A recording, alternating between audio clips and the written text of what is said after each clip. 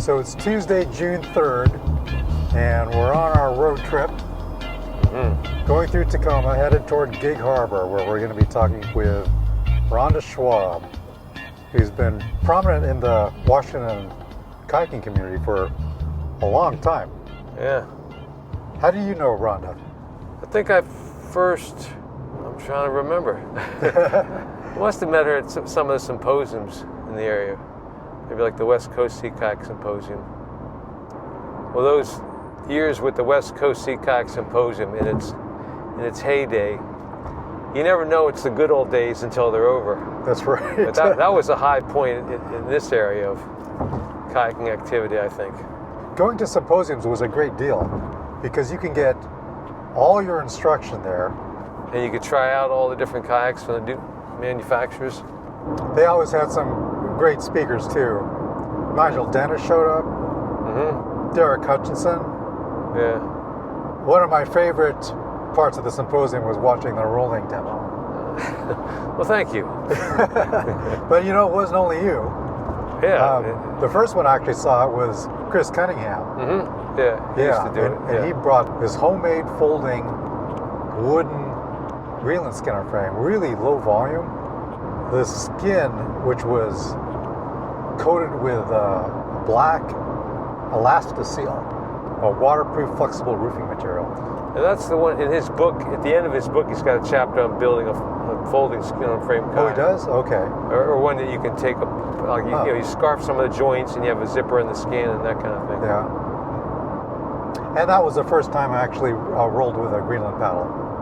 A couple of the Styx pioneers were there. Henry Romer and Tim Matson were teaching that class. Yeah. And later on, I actually got to teach a class on my own a few years later. Warren Williamson and I were on the beach, and one of the organizers saw us, and they said, "Hey, you guys look like Greenland paddlers. We need someone to teach a Greenland paddling class." They were talking about that year or the next year? No, it was like at that moment. How does that work for the insurance stuff? I have no idea. And in probably without retrospect, telling the yeah, it's probably not a wise thing for me to do that because yeah. I don't have any protection. You know, if someone goes out there and has a bad outcome. And in fact, Warren and I took these people out there, and one of the guys was obviously anxious. Yeah. And he was like, "I've never been out this far before."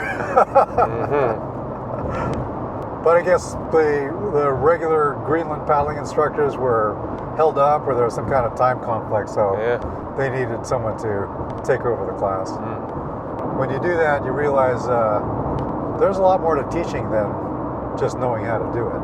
It's one thing to know how to do something, it's another to teach it. This is Gig Harbor.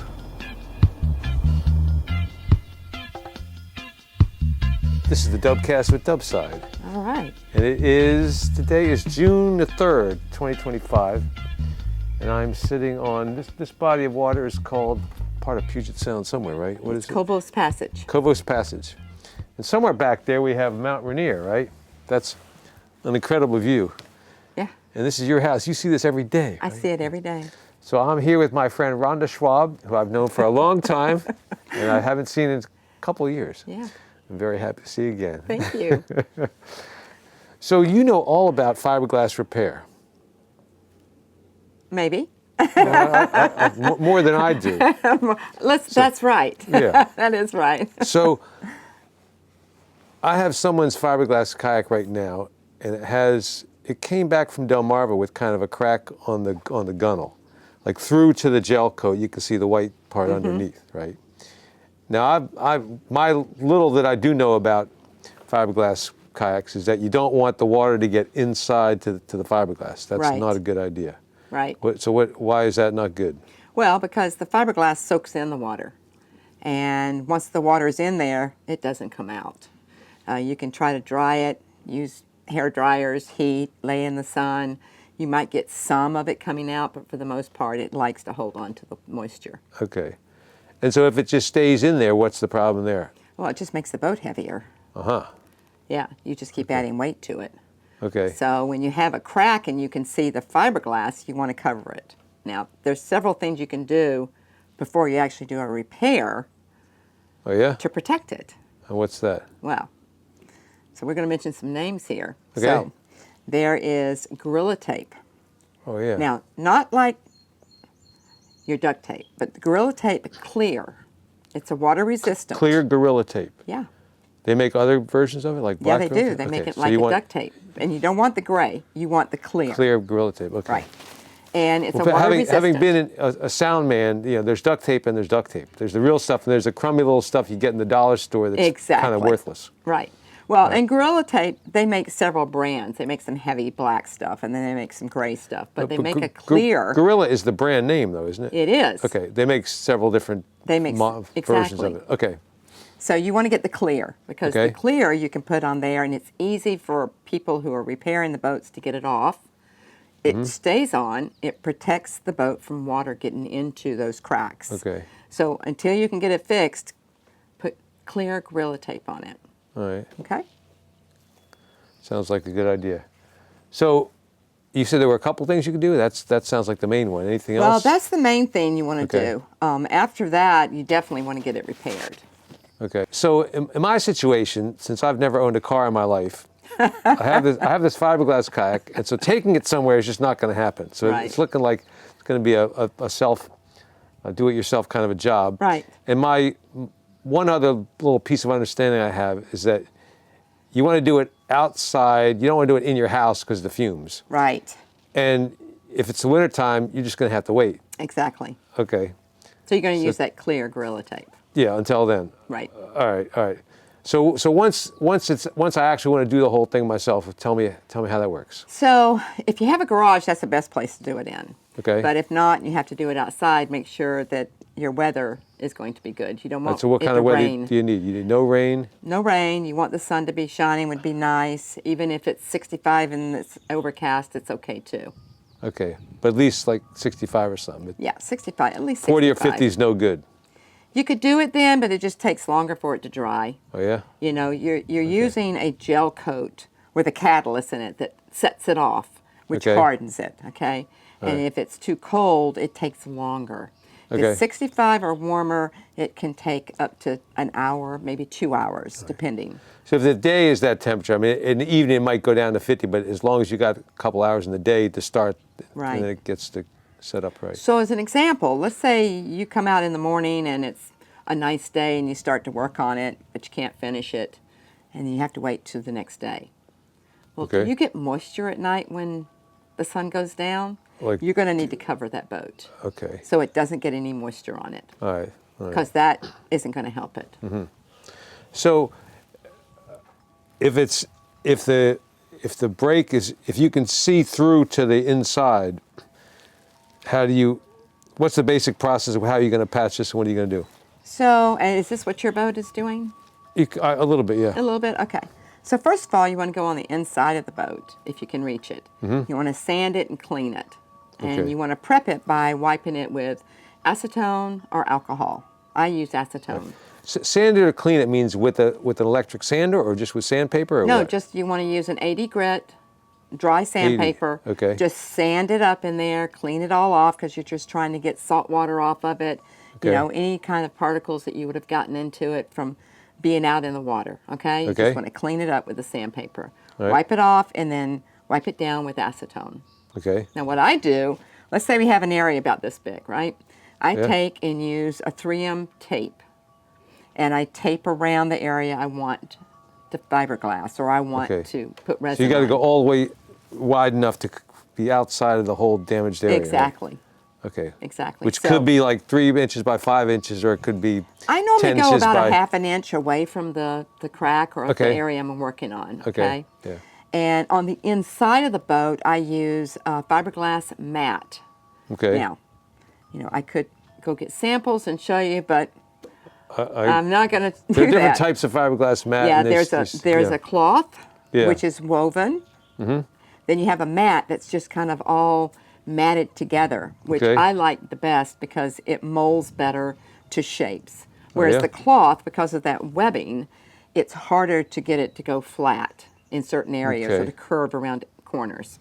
So if you've got a flat area, then the woven's going to be fine. But if you have some weird contours in there, that's a little trickier. But on the inside, I normally use mat anyway. So Okay. fiberglass mat. You want to Right. cut it to fit, and then you want to get a marine resin. Now that's Okay. different than gel coat. The gel coat's the second part, but this Well- is just on the fiberglass itself, right? Right. So on the inside, you just want to use a marine resin, okay? Okay.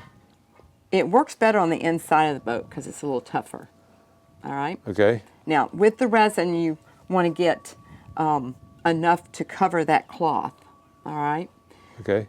So you'll lay it on wax paper, the mat. So to get this marine resin, it's called marine resin. It's just marine Now resin. I've read about there's stuff called vinyl ester and there's stuff called polyester. What's that all about? That's more of a gel coat. Okay, that's in the gel coat. So we'll get to that. Yeah, the We'll get gel to that coat is later. more for looks and to yeah? protect the fiberglass on the outside of the boat. Okay? So marine resin, anything that says marine resin, or that's the idea? Yeah, you would just Now, want a clear resin. How small a quantity can you buy that at places? Probably a quart. A quart, okay. Mm-hmm. Which is going to be a lot more than for a little crack, right? Mm-hmm. Does marine resin have a limited shelf life, or you can keep it for a long You know, time? I've had marine resin or resin in my shop for maybe up to as long as a year. Okay. Yeah.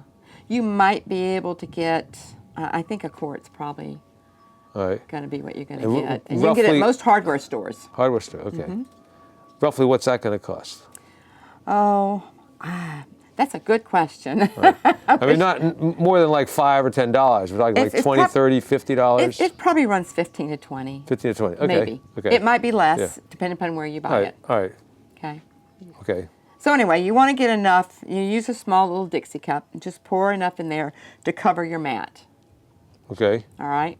So you're going to lay that mat on a piece of wax paper. All right. Okay.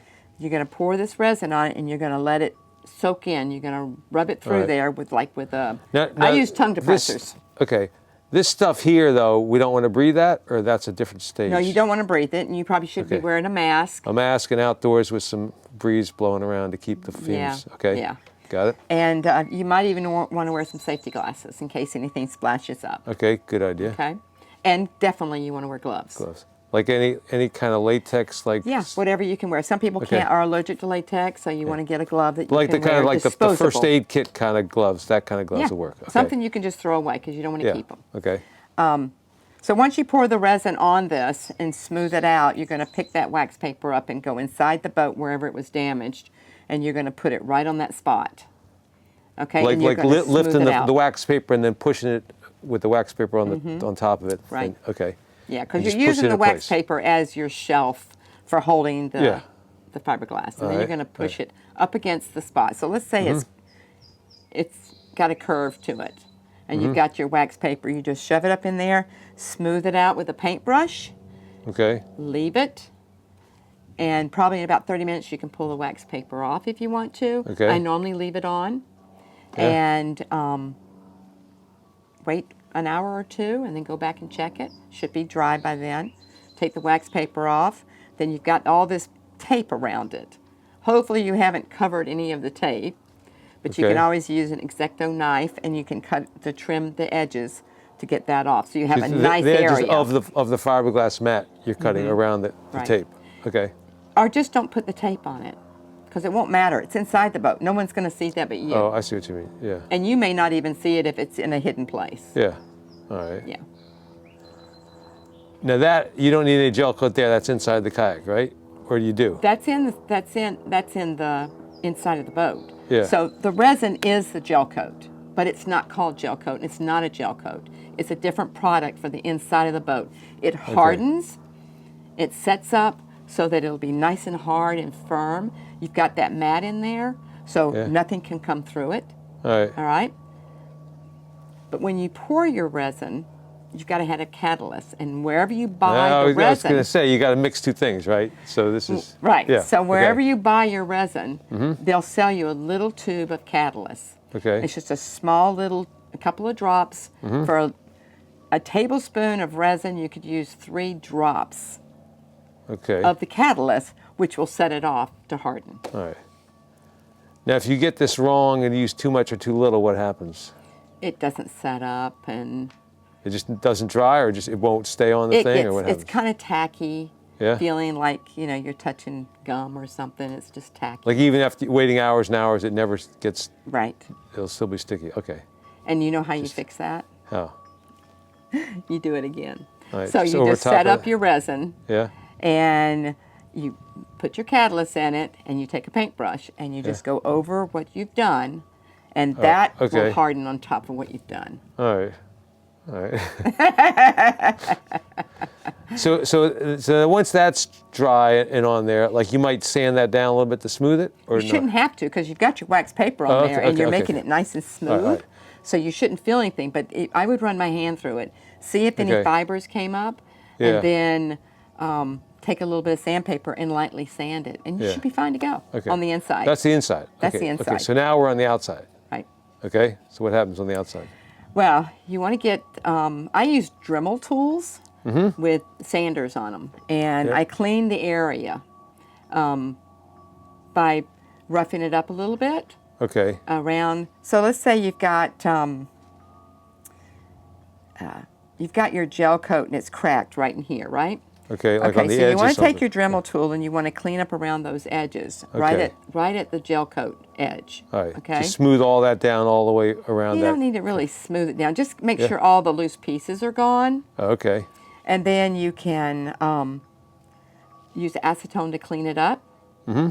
I always tape the outside, Okay. okay, because I don't want it traveling all over the place. Okay. And you have to set the boat up in such a way, and you said it was the gunnel, so it's the side of the boat. Yeah. So you're going to have to turn it on its edge, Okay. because Yeah. otherwise it's going to run down. You don't want to do that. Anything you put on there is just subject to gravity. Is that what we're talking about? Okay. That's if why it- it's important to tape it. Okay. And tape, like a masking tape kind of stuff? Or like thicker tape would be better, right? Not really. I use 3M, the blue delicate tape like painters use, Okay. and that works the best. The blue tape stuff. Okay. Yeah. All right. So we got the tape on, and we roughed it up with the Dremel tool. And then what happens? Clean it with acetone. Acetone. Yeah. Right. And then you're ready to put your gel coat on. Okay. Now, there's gel coats and there's epoxy.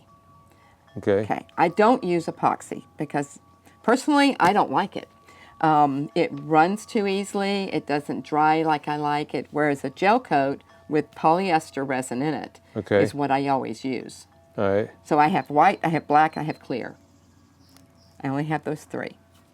All right. Now, I probably have 20 different pigments. Yellow, red, So blues. like patching the thing is one thing. Trying to match the color so it looks good is another factor. Right. If you didn't care about, if it was white, it would be very simple, right? You Right. just use white and you're done. And some people just use white and they just use black because they don't have all those pigments. Yeah. I love matching the color, so I Okay. do that. Why don't you just bring me your boat upside? Well, how am I going to get it all the way across the country? Maybe I should come to you. Yeah, well, we can do that. We can do that. Yeah. So anyway, so you want to get So your... to buy gel coat, how much do they give you? Well, I like, buy how's it that by work? the gallon. You don't want to do that. But you can Because- buy it by the quart, the pint. Because you're only going to need a pint or less, right? Not even I that don't know, much. but that's how they sell it. Yeah. Well, all right. You might be able to buy a repair kit that has pigments in it and just a little bit of gel coat in it. I don't know. So gel, like a pint of gel coat is costing like a neighborhood of what?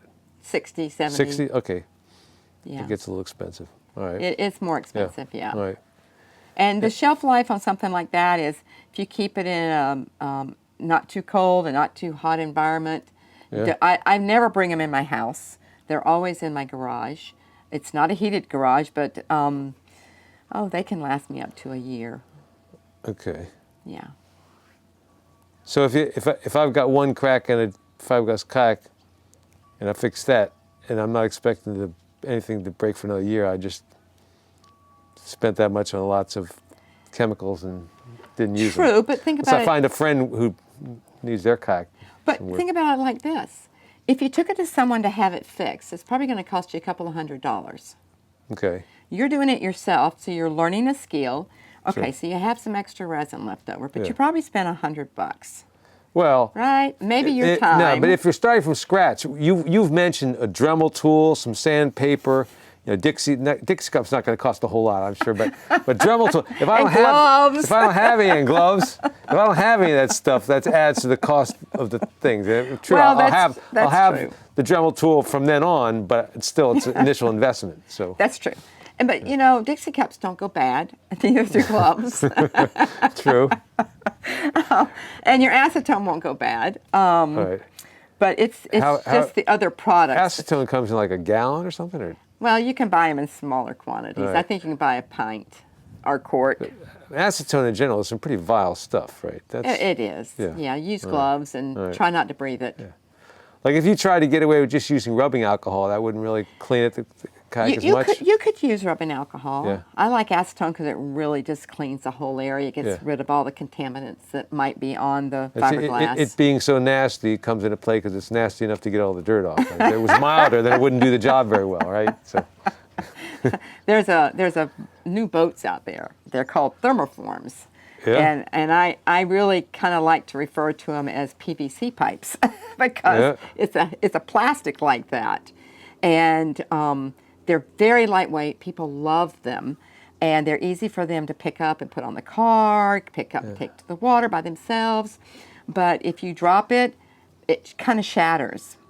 And so I repair those. And really? Is a that lot of people totally come to different me from for fiberglass? Oh, totally different from fiberglass. Different chemicals, different everything. Yeah. Well, no, you don't use. You only use rubbing alcohol with those because acetone is not good for it. Oh, okay. They make a 2-part epoxy adhesive that you use on that only. Oh. Okay. No acetone on it. No gel coat. No resins. Yeah. Just a 2-part adhesive. So you're gluing it back. So I get them in white, and I get them in black, and I get them in clear. All right. Yeah. But that doesn't apply to my case because I got a fiberglass. No, your kayak. case is different. Yeah, all right.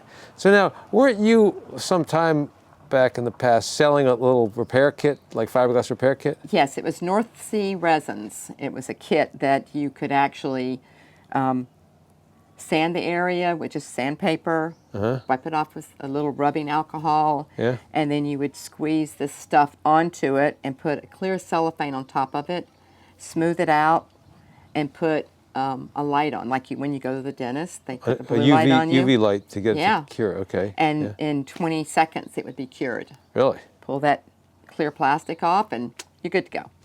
It's a great product. Do they still make that? I still have some kits, and I do have it made. Do you recommend that, or what's the trade-off between that and the full method of? Well, if you're out and about and you're kayaking somewhere and you don't have a lot, you can't repair your boat when you're out kayak camping, right? You've got to have something. Most people carry duct tape or some form to cover it, but this will actually fill the hole in, because once you put that liquid in, it expands on top of the hole, and it closes it off. So what's the trade-off between that and the full method that we just talked about? The trade-off is that it's an easy repair kit to carry on trips with you versus you don't want to do it when you're at home. You want to, when you're at home and you have the capabilities of doing the repair, you're going to repair it. People who do the kit repair bring that to me to do a full repair. Okay, so this is when you're out there kayaking, so you don't make it any worse. You do put this on there. Right. Then you come to you for the full treatment later on. So let me tell you a story. Tell me a story. So maybe 5 or 6 years ago, could be longer, and I'm not sure. Anyway, there were about 10 of us at Nia Bay, and we were staying there, and we were doing an instructor's training. All right. And one of the guys came flying in on the surf and hit another guy right in the bow. Hole this big, right? So everybody pulled their NSR kits out because it comes with a little piece of fiberglass. This is the kit we're talking about. This is the kit we're talking about. And you can do it wet. You can do it underwater. Really? Yeah. So we laid out the cloth, we got all of our resins out, and we all just smeared it and cleaned it up. Because it was a big hole. Yeah, it's a big hole. It was like this. So it took everybody's kit to get to cover? It took all of our kits, and we just laid it out, and we put that resin on it, and he was able to go kayaking again. Yeah, it worked. Of course, he didn't want to live with it like that, so he had to bring it home and get it fixed. So, all right, yeah. So for my situation, that kit's not really going to do me any good because I'm looking for the full repair anyway, and I'm not out on the water. And okay, all right, Exactly. that answers that question. Yeah. Yeah. Yeah. So you've been doing this repair stuff for many, many years, right? 25 years, I think. Wow. Yeah. I love doing it.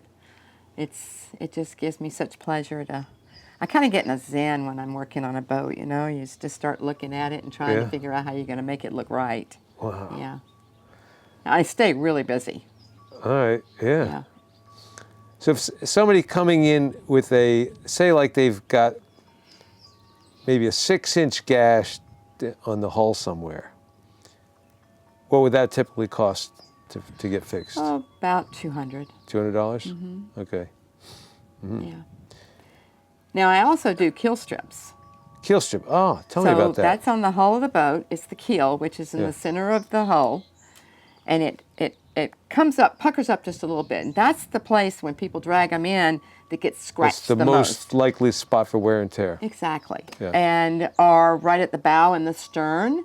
They'll come in like at Deception Pass or something and hit a rock and always chip that area.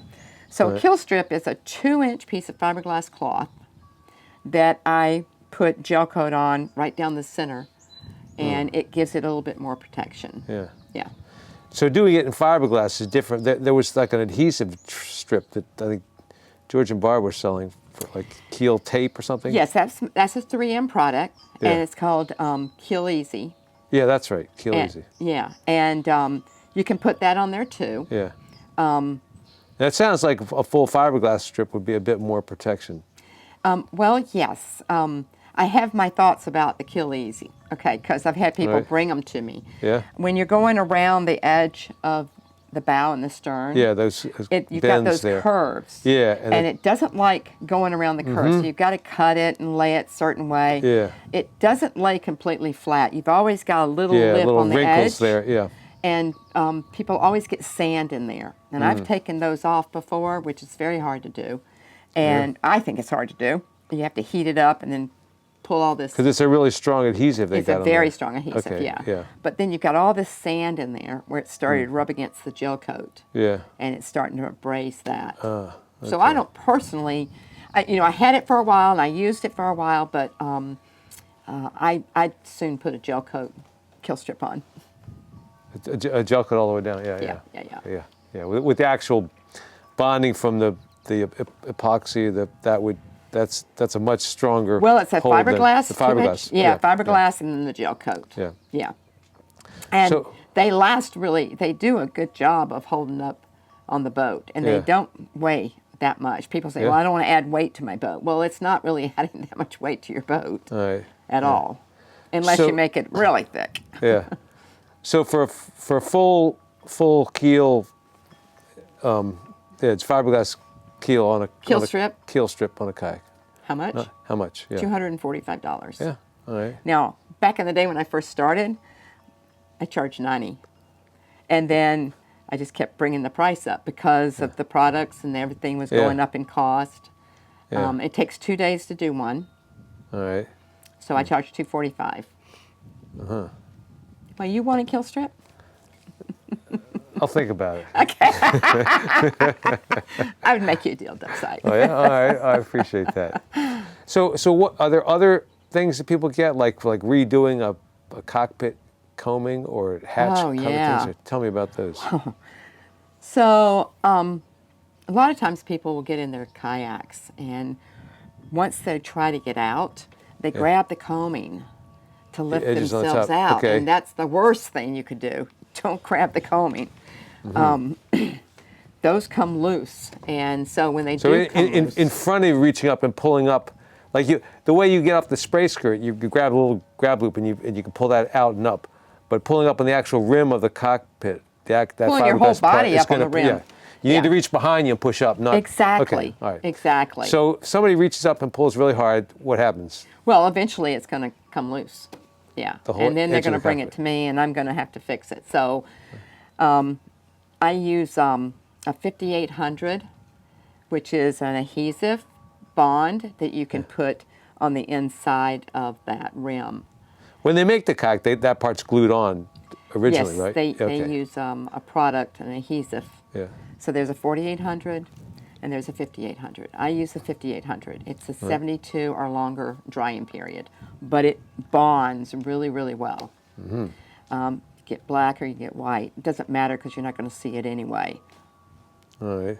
And for hatches, the day hatches come off a lot. Don't know why, but for The actual rim the rim bonded to comes the fiberglass off. comes off. If it's Okay. loose. So you have to pry that loose and try not to be too quick with it. You've got to be easy because it's part of it's really stuck to the fiberglass itself and the gel coat that they put it on. So you've got to be easy about putting that on there, taking it off. And then once you get it off, you sand it down and put your 5800 on there, and your rim is clean, and you push it on there, and then you get some C-clamps and tighten that puppy down. All right. And you leave it for a few days. Uh-huh. Hopefully you won't have that problem. Do people get problems with like the skeg box? Are there problems you have to fix there? All or is the that time. really? It's what normally happens? the skegs because they'll leave it down when they're coming to shore, Yeah. or they'll put it up, and when they're leaving, they push the boat against the rocks, and rocks gets up inside the box. Then they try to use the handle to release their forcing skeg it, and force it, and then that stainless steel cable kinks. And once it kinks, you Now, cannot straighten is that it. a fiberglass repair or different? No, that's not a fiberglass repair. Okay, but yet. you handle that anyway. Right. So you Okay. have to take the whole stainless steel cable out and replace that.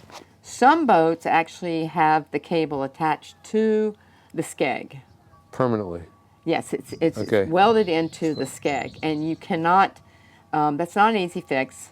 You have to order it from the manufacturer, but those manufacturers are not in business anymore because that's an older model. So this the skeg and the cable are all together. Or one piece. Yeah. Okay. So you have to order it and from a place, and the best place I know, if I could say the name, is Top Kayaker, and they're in the East Coast, Northeast Coast, and they have everything. He has everything. He's a wonderful guy. His name's Tom, and he can tell you everything about everything. It's great. From a repair perspective, what is the best skeg design? Because they've tried all different kinds of combinations of where you put the thing and cables and like non-steel cables that you pull, and They have ropes. They have cables. Ropes, yeah. So, what would you say is the best design? Wow, that's a tough one. Or the answer could be none of them because they never seem to. Well, I was going to settle on say I something. have a boat that I got from Shauna, and Yeah. it doesn't even have a skeg. Yeah. Okay. That could be the. But the you answer. got to have good body English to work that boat. True. True. Yeah. So not just anybody. The skegs are great to have, because they help they're keep useful. you on track. Yeah. They're useful. As far as the best design, I really couldn't tell you. All right. A skeg is a skeg. All right. I mean, it's going to come down or it's not going to come down, and when it does come down, it works great. As long as you can reach the control and move it up and down, most people are happy with that. All right. I actually like the rope skeg better Yeah. because you don't have to worry about it kinking. Yeah. If rocks get in there, you can take your knife and clean it out. Well, then why isn't that more universal then? It's just an older way of doing things. The way they have it set up is there's a bungee cord. Yeah, that's right. It goes in the back on the top of the boat that attaches to the rope so that it gives it that spring. So when you're moving it, it comes up and it comes down by that bungee that's in there. And if that starts to wear out, you've got to replace it. It's not the easiest thing to do, but it is doable. But a bungee's not that expensive to repair as opposed to no. All right. Yeah, I hate the cables that kink. I've done it to my boats many times because I forget. One year we were going to. So give me the basic rundown on how to kink a cable or how not to kink a cable. What's a typical thing to do? Like getting rocks up in it and trying to force it down. Okay, so I'm paddling along, and my skeg needs to come down, and I pull the little lever and I don't feel it coming down, so I pull it as hard as I possibly can. Is that That kinks it. That's kinks it. Okay. So what a lot of people do on their, so we're going to call this the skeg, okay? And this is coming down, right? Yeah. A lot of people drill a little hole right here. Oh yeah, and put a little and they piece put a of string on yeah, it. Yeah. So you say, if my skeg doesn't come down, I say, hey, Dubside, come over here and pull on my Yeah. string. So when I pull on the lever and nothing's happening, then I say, hey, excuse me, could you go pull it down? Yeah, go pull my string. Pull it from the skeg itself is what needs to clear that, not wailing on Exactly. the knob. Okay. Yeah, exactly. Now, if it's down and it won't come up, does that happen? That means there's already a kink in it somewhere. Oh, it's too late then? Yeah. All right. I'm not really sure how this happens, but what happens is when you're going out into the ocean and you come back and you don't rinse your boat off, it builds up salt deposits inside the boat. Inside there, okay. I've actually seen boats Yeah. where you look inside and it's all white and you have all this salt content in it. Yeah. So I can only imagine what the tubing is going to look like where that stainless steel cable is gone. It will get hard and you got to pull and tug. So I recommend when you come back, you hose out your boat, you clean it Yeah. up good, take that hose and turn the boat upside down and point the hose right into the skeg hole and just flush it. Just get all Right. that salt Yeah. water out of there. So this is something that people that paddle in the Great Lakes don't have to worry about. Oh, forever, yes. That would be awesome. But we have salt water, so Yeah. we have to worry Right. about it. All right. Yeah. So every time you bring the kayak in, you do that, or If I'm in salt water, I do, yeah. all right. I mean, it's like, do you wear a dry suit? Not anymore. Yeah. Okay, what do you wear? Wetsuit. Okay, Either- so when you're out in the salt water and you come back and it's dry, do you see white? Oh, yeah. That's salt, Yeah, okay? yeah. Do you rinse that? Well, where I'm at the moment, it's fresh water, so I don't. I have know, to but put- when you're in the salt. Yeah, when I'm thinking about it, yeah, I do. And I mean, somebody observed to me a long time ago that salt water, just left as salt water, doesn't dry off nearly as fast as if you rinse the salt off. It'll dry faster if it's fresh water on there, which makes sense. Because the salt just leaves that sliminess on it. Well, it's just the saltiness, and Yeah. everything turns white, Yeah. But just rinse that off, because salt water can Yeah. damage things. Yeah. So Well, I rinse off my dry suit, my boots, Yeah, everything. whenever I'm in PFD. salt water, my watch especially, because the metal on there will corrode. Oh. If you leave the salt hanging out on there. So That's true. Yeah. Yeah, you're right. But the neoprene, I guess I'd try to rinse it, but I'm not submerging it for repeatedly and getting it go crazy. No, but about you it. take a hose to it. Yeah, if there's a hose nearby, if you're rushing back and forth or teaching a class or it's That's true. things That's true. things get. Right. At the end of a weekend of kayaking, a weekend event, then I'll Yeah. rinse everything off. There you go. See Yeah. that? Yeah, you do. See, you do. Yeah. Yeah. The hard part is when you go kayak camping and you're gone for a week. Like extended kayak camping. Yeah, I mean, you don't want to use your fresh drinking water to rinse your stuff Mm-hmm. off. So you just end up, doing the best you can. You hang it up. The next morning you go to get into it. Of course, it's wet. It's cold. Yeah. I hate getting into those wetsuits like that. Woo. I'd rather It's wear only, a dry suit. it's only uncomfortable for about 30 seconds or less. Oh, it's And too long for me. once-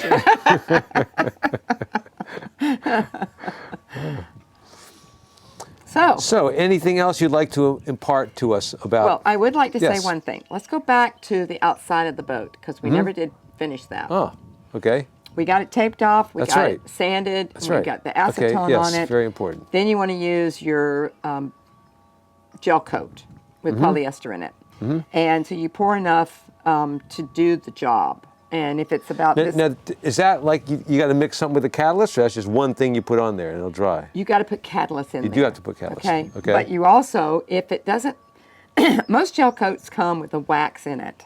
And what the wax yeah. does is it lifts itself to the surface and suffocates the oxygen from getting into it, and that's what helps it harden as well. Okay. Can't just use wax, you have to use wax and the catalyst, okay?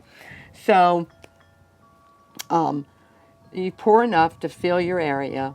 If it's a 3 by 3 inch area, you just Yeah. Take a couple of tablespoons. That's all you need. Okay. Put your catalyst in it, and maybe 4 or 5 drops of catalyst, and a couple of drops. Same thing with the wax. Stir it up really, So you got a really separate well. a separate container of wax that you I have to. pour that into that How cup. do you measure that out? Just drops, or there's a Yeah, little, it's just a little bit, about the same as you would with the Okay. catalyst. All right. Yeah, you don't need But a you lot s- of it. Are there some gel coats that you can buy that have the wax already in Yes, there? some do. Okay, so they're two different Yeah. versions of that. Some Okay. manufacturers do it and some don't.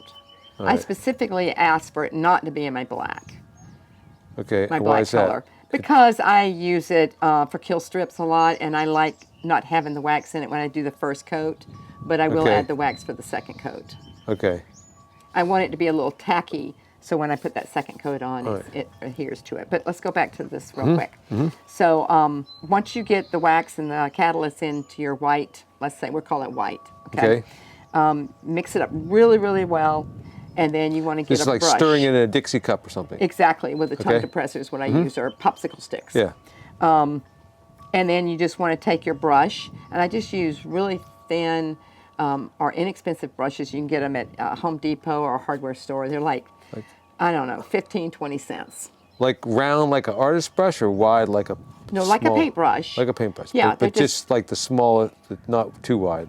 They're the paintbrushes. They're Three-quarter- 1 inch, 1.5 inch, 2 inches. Okay. Okay. All right. And this is going to have to be a disposable one because you're not going to reuse Oh it. yeah, you're gonna throw it away. Okay. So you just take it and you smooth it on there, until you fill up that hole. All right. Let it sit. Leave it alone. Walk away from it.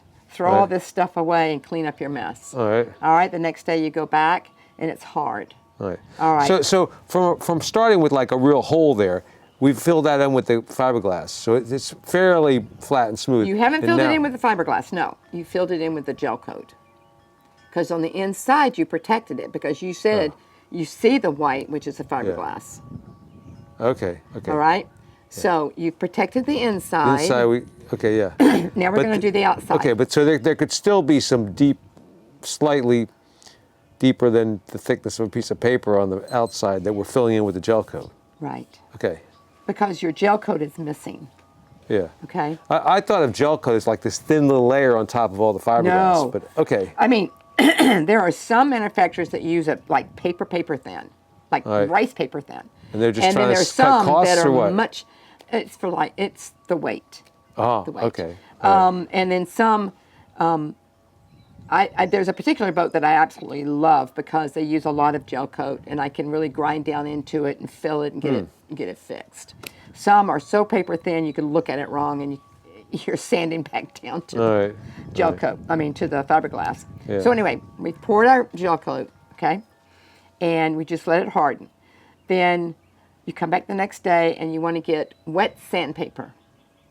Okay. Okay. Just sandpaper that you wet. You Yeah, put water you on use yourself. water on Okay. it, okay? Yep. And you're going to, I start with a 400, then I go to an 800, and then I go to a 2000 Okay. to finish it off, okay? Mm-hmm. And then you just polish it up and you're done. Wet Okay. sandpaper is great because you use water, you keep water on it all the time, and you sand it. And you don't Okay. have to rub hard with that. You just, it's Right. a light rub, and it really will cut through that, All right. as long as you didn't add too much gel coat. Okay. Now, if you use too much gel coat, you've got to cut it down to the boat area So you use more of the coarse sandpaper to get that down. to get back down. Okay. Yeah. But you can always call me, and I'll walk you through it, Dubside. All right. All right. So with the two, you said wait, the you don't have a phone. the 2000 grit stuff, right? That's That's what really just like polishes it. polishing it. So you get that nice smooth finish. Yep. Yeah. And then you Right. can wax it, and it'll just shine like a new diamond. Or the wax then makes it shine. Okay. Okay. Yeah. I got You it. think you can do it now? I'll probably be giving you a call. Well, with my schedule, like from here, I go back home for like 2 or 3 weeks. Then I'm in Greenland. In those 2 or 3 weeks, I don't imagine that I'll have the time to get together the acetone and the gel coat and the fiberglass. I'll and send the you a brushes grocery and- list. Yeah, all right. That could work.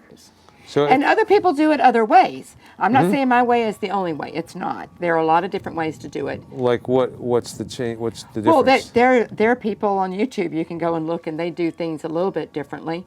But they might use a different type. They may use epoxy. Now, epoxy is different than a gel coat. Remember that, okay? Most kayaks are made from gel coat. The outside is a gel coat. Some people like to put an epoxy on it because it is stronger and harder. And My understanding is that one of the basic shortcomings of epoxy is it won't handle ultraviolet. that's good to know. Yeah. Yeah. And that's the purpose of gel coat is to cover the fiberglass so the sun won't degrade the fiberglass. You can put epoxy on gel coat. So let's say you bring me your gel coat boat, and we put epoxy all over it, right? Yeah. And you're good to go. You're gone. And you come back, and there's a little tiny crack in the middle of wherever you did that repair, and I sand it down thinking it's gel coat. I try to put gel coat on it. It won't adhere to it because it's epoxy. So I have to take the whole thing off that you did. So you got to sand all that epoxy off. If I want to just use gel coat. For that purpose, I have small little kits of epoxy that I will use. Okay. But I personally don't like working with it. It's just, it runs too much for me. Gel coat, once you get it on, you get your catalyst and your wax in it, and you go to put it on, it sets up really nice, and you can still move it around, but it doesn't run like the epoxy does for me. And maybe it's my style, I don't know. But gel coat's my thing. So if you put all this epoxy on, it starts dripping down the kayak, what do you do there? Try Get to a rag and clean it up. Yeah, it sounds messy. You know, you can put tape down there and curl the tape up to catch it. You can tape it off with paper, and so it doesn't get on the boat. And I personally don't like it. Yeah, all right. It's a great product, but it's not good for me. Here's a question. How long can I get away with Gorilla Tape? Indefinitely? Just put a new piece on? Well, I mean, if I scrape it right there, that's a problem. But that is a problem. But if I don't, if I just have the Gorilla Tape on there. Some people have had it on for 3 or 4 months, before they bring me their boats. Yeah. You want to eventually get it taken care of. All right. So 3 or 4. I wouldn't use it forever. 3 or 4 years is probably not recommended. No. I'm looking for the lazy way out of this problem. I can tell. Oh my goodness. It'd be cheaper for you to pay for me to go see you. All right. You see how I threw that in? I'll keep that in mind. But then I'd have to bring all my product. No, I'd just buy it out there, set you up, and you'd be all set to go. All right. Well, this has been fun. That's been very enlightening. Yeah. Yes. And if anybody listening to the podcast uses this to patch up their kayak and it goes wrong, it's not our fault. No, just call me. We absolve. Yeah. Okay. Call Rhonda. Yeah. Yeah. So my business is Kayakers Go Coastal. Kayakers Go Coastal. Coastal, not postal. No. Right. And you have, that's the name of the website? There you go. Kayakers Go Coastal. Okay. Yeah. You can get it anywhere in the country. Yeah. All right. I'll give you my number. Very good. Well, thank you for being on the welcome. Dubcast with Thank Dubside. you for letting me do this. It's so good to see you again. Yeah. Little did I know I'd be doing this. Very informative.